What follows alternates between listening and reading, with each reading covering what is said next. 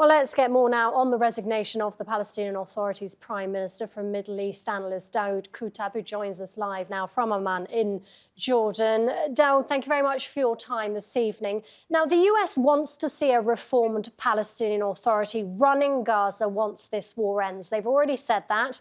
So far, Netanyahu has ruled this out. Does this resignation suggest there could be movement here? Well, I think the Palestinian leadership understands that there has to be change.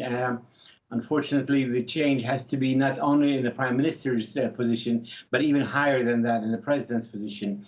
And so what is happening now is, I think, a move of goodwill. The prime minister has resigned. He still will continue to run as a caretaker government until a new prime minister is chosen. But there is also another discussion going on, which is that Mahmoud Abbas alone cannot be the basically the reference point for the prime minister. It has to be a shared leadership, shared PLO leadership, maybe expanded one with some people close to Hamas being involved, because alone the Palestinian president is not enough to change the situation. He doesn't have the support of the public. He's 80% want him to resign, but nobody wants to have elections at the present time. They want to have elections in 2 years.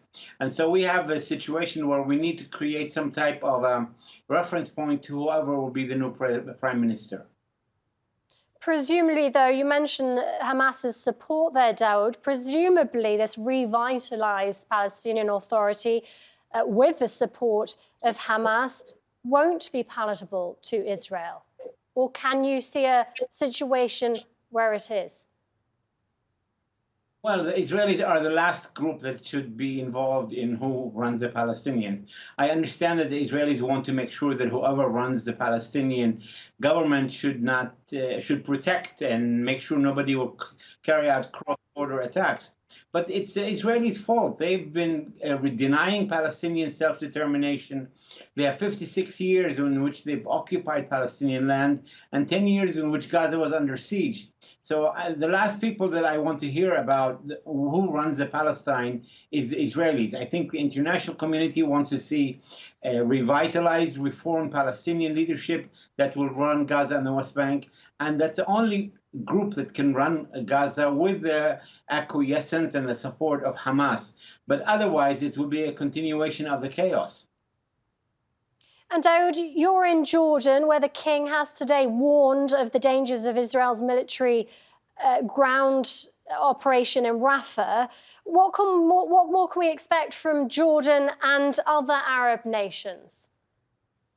Well, I think Jordan and other Arab nations can give legitimacy to whatever decision is made by the Palestinian leadership. I think the Palestinian leadership needs that support of countries like Jordan, which have a peace agreement with Israel, yet they're respected by the US and international community.